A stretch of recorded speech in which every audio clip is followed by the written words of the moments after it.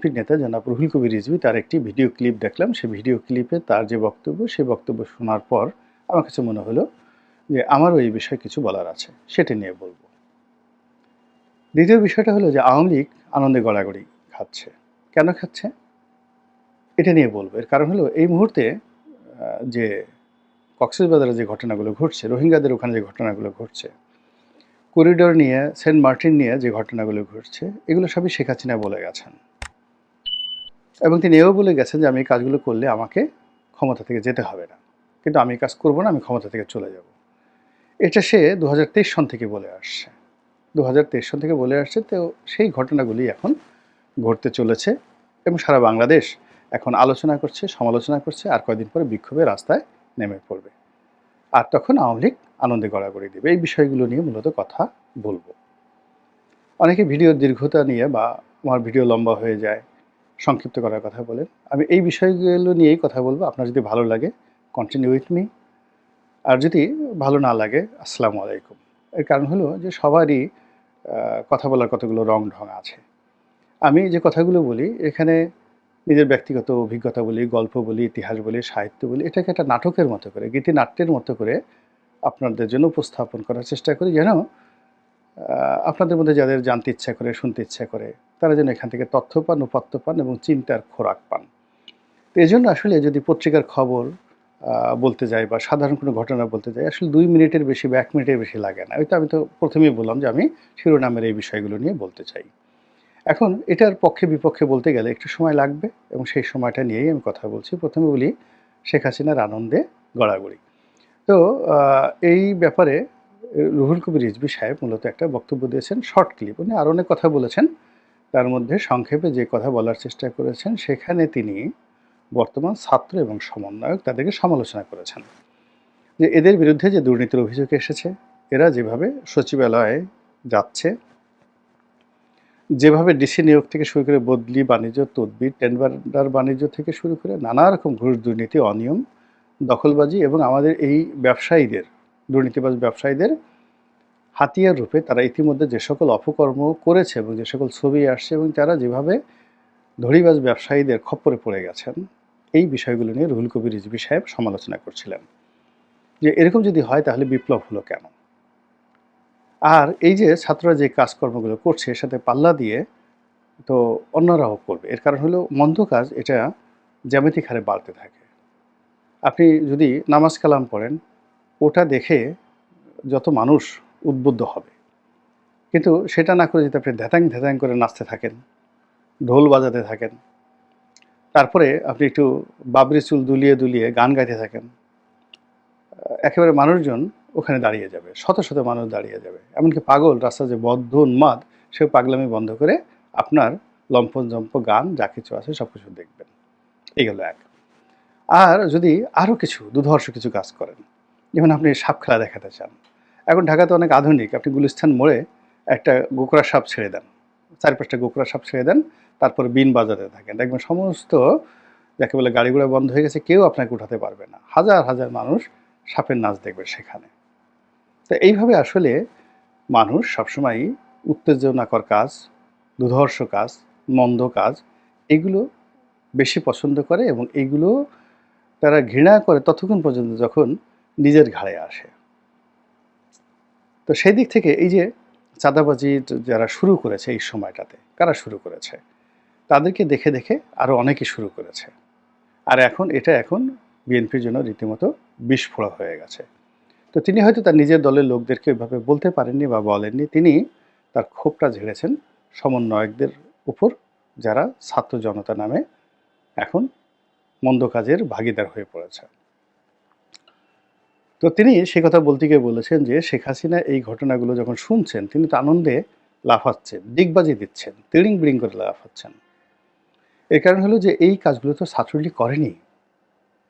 ছাত্রলীগ ক্যাম্পাসে মাস্তানি করেছে, নীলক্ষেতে চাঁদাবাজি করেছে, তারপরে অন্য এলাকাতে চাঁদাবাজি করেছে, ফুটপাতে চাঁদাবাজি করেছে, কিন্তু সচিবালয়ে ছাত্রলীগ ঢুকে মাস্তানি করেছে, এই ঘটনা তো আমরা শুনিনি কখনো।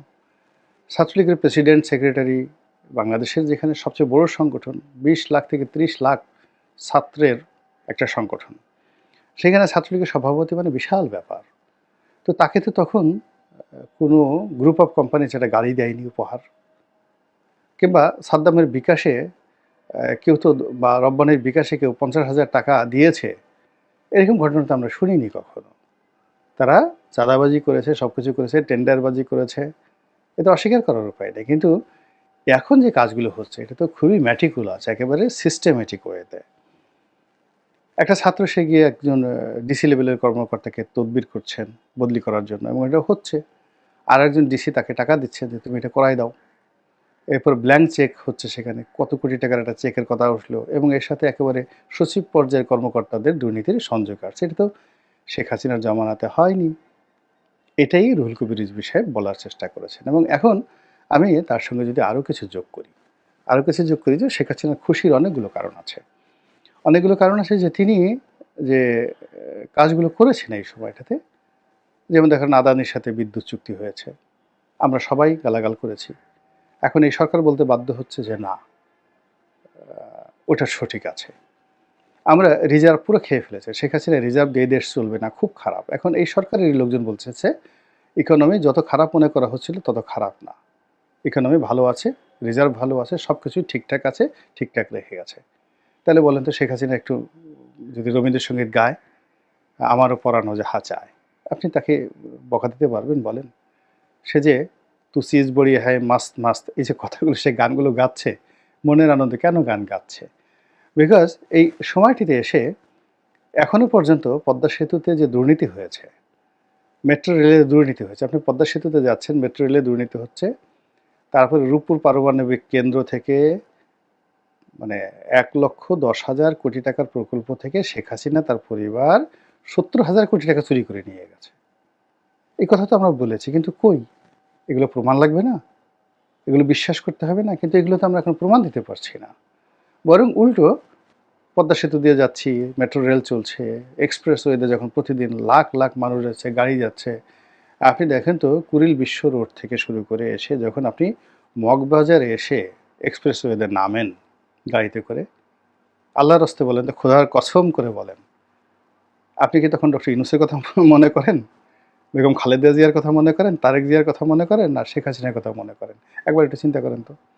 আপনি যখন মেট্রো রেলে বসেন, মেট্রো রেলে বসে কি আপনি হিলারি ক্লিন্টনের কথা চিন্তা করেন, বারাক ওবামার কথা চিন্তা করেন, বা ডক্টর ইউনূসের যে স্বাস্থ্য উপদেষ্টা নূরজাহান বেগম, অথবা তার যে ব্যক্তিগত সচিব আছেন, আর সুন্দরী মহিলা আছেন, ভদ্রমহিলা, তো ওনার কথা কি আপনার মনে হয়? বা ওনার প্রেস সচিবের কথা মনে হয়, নাকি শেখ হাসিনার কথা মনে হয়? আপনি একটু চিন্তা করেন অবস্থা। বা যখন সব জায়গাতে গিয়ে দেখে যে পুলিশ কাজ করছে না, তারপরে কোর্ট কাছারিগুলোতে যে যার মতো করে মারধর কাটাকাটি ইচ্ছা মতো করছে, তখন কি আপনার মনে হয় না যে না, এসে একটা শক্ত শাসক থাকলে ভালো হতো? এইগুলোকে আসলে প্যাদানি দেওয়া দরকার, এগুলো পদের উপর বাড়ি দেওয়া দরকার। কিছু লোক আমাদের সমাজে এমন বাড়াবাড়ি করছে এখন এই সমাজেতে এসে, আপনাকে মনে হচ্ছে না যে এদেরকে আসলে দুধ কলা দেওয়া উচিত না, এদেরকে আসলে পশ্চাৎ দেশে বাড়ি দেওয়া উচিত? তো টেকনাফ থেকে তেঁতুলিয়া পর্যন্ত প্রতিদিন লক্ষ লক্ষ ঘটনা ঘটছে, যে ঘটনায় মানুষ শেখ হাসিনাকে স্মরণ করতে বাধ্য হচ্ছে। একেবারে দেখা গেল গ্রামের একেবারে সাধারণ একটা ছেলে এসে যে জুলুম অত্যাচার করতেছে, দোকান বন্ধ করে দিচ্ছে, আগুন ধরায় দিচ্ছে, শিক্ষককে পদত্যাগ করাচ্ছে, কলেজ স্কুল কলেজের লেখাপড়া সব শেষ, ড্যাম, সব কিছু মানে কি সে কীভাবে চলছে, পুরো রাস্তা দখল করে যেখানে সেখানে ব্লক হচ্ছে, যেখানে সেখানে অবরোধ হচ্ছে, ব্যাটারির মানে ব্যাটারি রিক্সা চালক তাদের ভয়ে মানে কি বলবো, মানে থরথর করে পুলিশের বড় বড় কর্তারা কাঁপছে, গার্মেন্টসের কর্মীরা রাস্তায় নেমে তারা পুলিশ আর্মির একজন ব্রিগেডিয়ারের গাড়ি পুড়িয়ে দিচ্ছে। তো এই যে ঘটনাগুলো, এগুলো দেখার সাথে সাথে প্রতি মুহূর্তে আপনার কার কথা মনে হচ্ছে? আপনার কি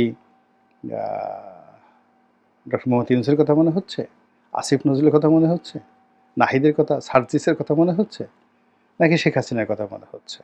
আর এটা আপনার এই যে মনের যে কথাগুলো, এটা যদি শেখ হাসিনা টের পেয়ে যায় যে তাকে কেউ স্মরণ করছে, সে কি খুশিতে একটু লাখ পাবে না? পিয়ার কিয়া তো ডরনা কিয়া।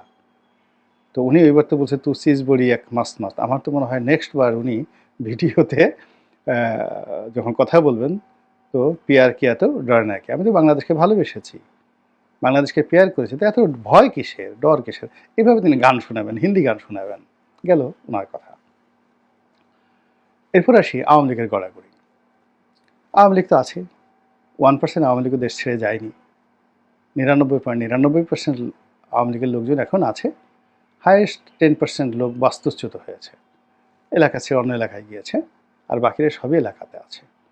তারা বসে বসে তামসা দেখছে, মুচকি মুচকি হাসছে এবং তুলনা করছে যে না, আমাদের যুগে তো এই জিনিসগুলো হতো বা হতো না। তারা নিজেরা চিন্তা করছে।